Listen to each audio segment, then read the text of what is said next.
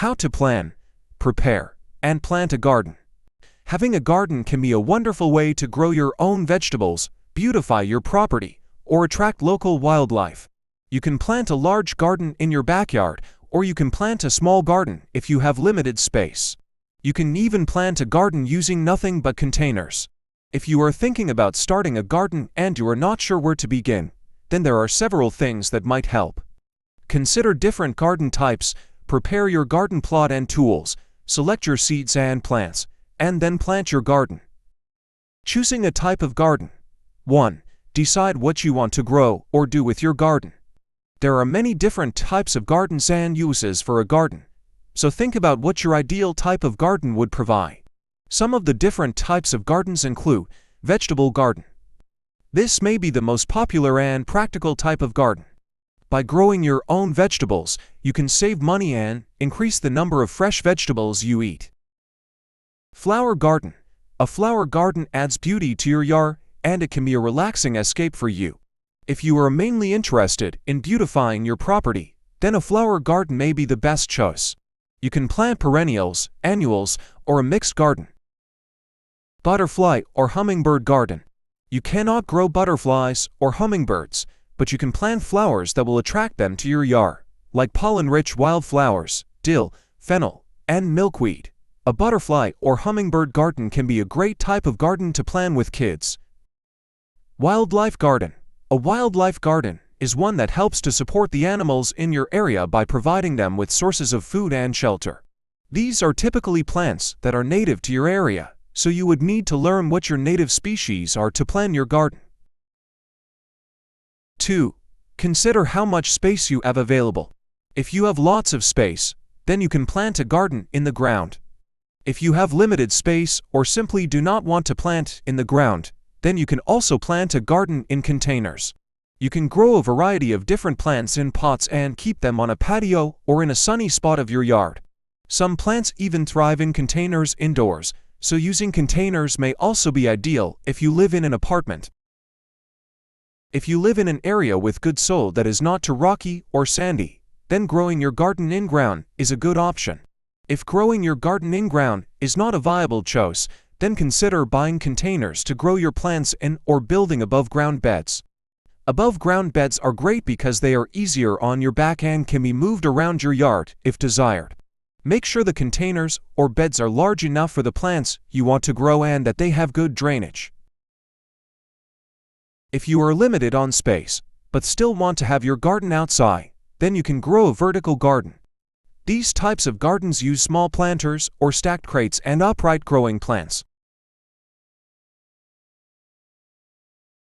3. Determine how much sun your plants will get. Many plants require around 6 to 8 hours of full sun to thrive. If you do not have an area that will provide this much sun, then you can still plant a garden. You will just have to choose plants that thrive in the shade or with less sun. Try checking the area where you plan to grow your garden a few times per day on a sunny day to see how long the sun is shining in that area. For example, you could check at 7 a.m., 11 a.m., 2 p.m., and 5 p.m., and make a note if the sun is shining on that area around that time. If the sun is shining on an area during 2 or 3 of your checks, then sun-loving plants will probably thrive there. Preparing your garden plot and tools. 1. Choose a plot. Location is important when you are planning your garden. Most importantly, determine if the area you want to use gets enough sun. Then, consider if the size is appropriate for what you want to do with it, and also consider how you will water this garden. You should either be able to pull a hose over to it if it is a large garden, or be able to carry a full watering can to it if it is smaller. If you are going to be growing a container garden, it is still important to identify a suitable area to place the containers. The area should have good sunlight, enough room for the plants to grow upwards, and they should be easy to transport to a source of water or located somewhere that is convenient to bring water to them. 2. Test the soil. Good soil will have an adequate amount of lime, phosphorus, nitrogen, and potassium. Find out how much of each you have in your soil, and what you need to add more of to get the best growing plants. If you are planting a container garden, then you don't need to worry about this. You can just use potting soil that is appropriate for the type of plants you will be growing. You can purchase an at-home soil testing kit from many hardware and garden stores. Follow the directions to find out the properties of your garden soil. You can take soil samples from around your garden and have them sent to your local state-certified soil testing lab or university extension service, and for a small fee, it will lab test your soil and send you the results within a week. This is much easier than testing the soil yourself, but it does cost more. Take multiple soil samples from around your garden to make sure that you are getting accurate test results. Test your soil's pH to see if you need to make changes to balance it. To do this, use a pH testing kit or make your own test at home and check the soil from your garden. Certain plants prefer different pH levels, but it is best to have soil that is as close to neutral, a pH of 7, as possible.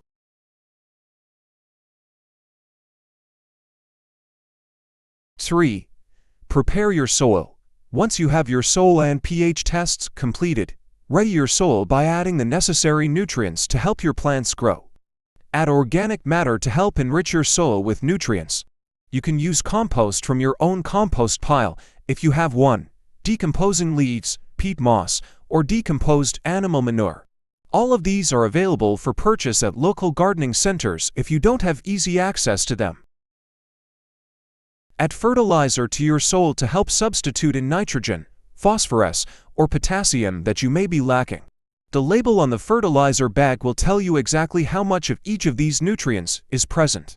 The numbers 5105, for example, tells you that the fertilizer contains 5% nitrogen, 10% phosphorus, and 5% potassium. Following the results of your pH test, if your soil is alkaline above 7, try adding lime or wood ash to neutralize it. If your soil is acidic below 7, add peat moss or decomposing leaves. 6. Depending on what plants you want to grow, you may not need to alter the pH. It is easier to grow plants that will survive in the existing soil. 4. Research your area. It is important to find out information about growing conditions in your area. Look online, speak to a local garden consultant, or call your cooperative extension service. Find out when frosts start and end on average, so you know the right time to plant. Planting too early or too late can kill your seeds or plants, so it is vital to know when the best time to start is. Learn about local weather patterns that might impact your garden. Look up the best time to harvest your fruits, berries, and vegetables in your area. Some of these may be straightforward, but some plants require a little more know-how about when the best time to harvest them is. Make a schedule of when each of your specific plants needs to be planted based on their habitat requirement and growing needs. Some plants may need to be started very early in the season, while others may not need planting until the summer.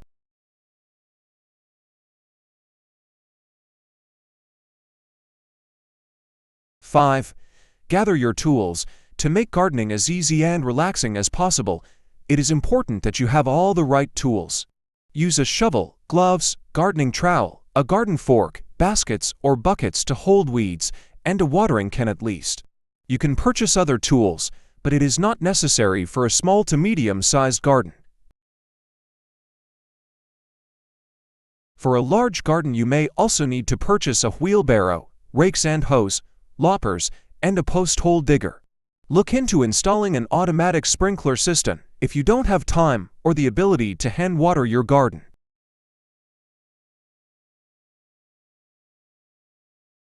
Selecting your seeds and plants. 1. Determine if you want to start your garden from seeds. Many plants do well when you start them from seeds. Check your local garden center for seed packets and look at the label to see how long they take to grow, when is the best time to plant them, and how much water they need.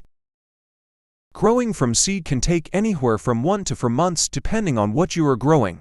Growing from seed has the advantage of allowing you to start the seed in a container and keep it indoors or put it right into the ground. However, Planting a seed in a container and starting it indoors may result in a healthier plant than starting outdoors in the ground.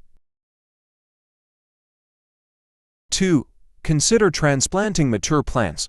The benefit of transplanting a mature plant into your soil or container is that it is already partially grown and will bear fruit sooner. The plant will also be more likely to survive and thrive. Transplanting mature plants takes only a few minutes of work once the rest of your garden has been prepped.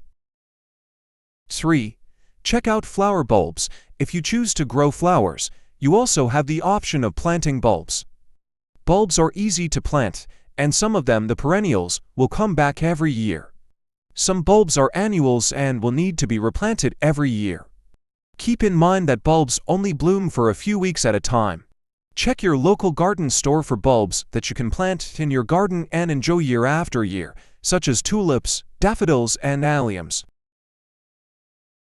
Planting your garden. 1. Arrange your plants. Choose where you want each plant to go in your garden. Keep in mind the amount of sunlight they need and the overall size they will grow.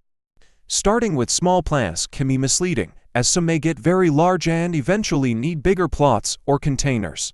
Typically, it's safe to give about 10 inches 25.4 centimeters of spacing between each plant, but make sure to read the seed package or tag on the plants to see how much room they will need.